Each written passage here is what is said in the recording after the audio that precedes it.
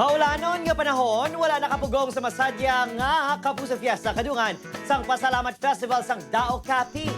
Si Cesar Dales nakatuto. Magluwas sa mga aktibidad kadungan sang Pasalamat Festival sa Dao Capiz, isa sa mga atraksyon sa mga bisita ang ginapabugal nga street food sa Banwa, ang balot. Manamit kag mananam ang balot nga tatakdao. Gani no wonder nga ang balot nga ginpreparar ginplastaran gid na day Faith De Silva, John Lucas kag E.A. Guzman. Ang mamulog nga ulan wala nakapekto sa energy sa audience halin sa games.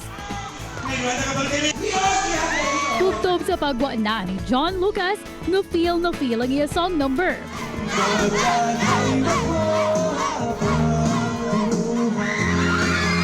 Ang boy sa audience, #kilig sa beauty kag to the highest level nga energy ni Faith De Silva. Ang isa ka fan, gindala pa ni Faith on stage. Ang gahod sang cheers sang girls, nag-times 2 sang nagwa na si E.A. Guzman. Ang Pasalamat Festival experience sa Kapuso Stars, isa kuno sa mga pinaka-unforgettable.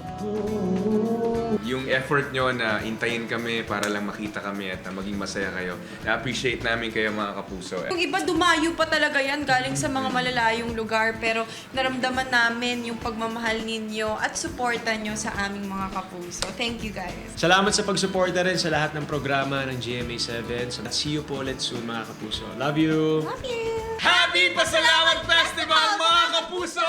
Thank you so much, GMA Regional TV. Upot kay Marvin Lauderes, Tas or Dallas, One Western Visayas.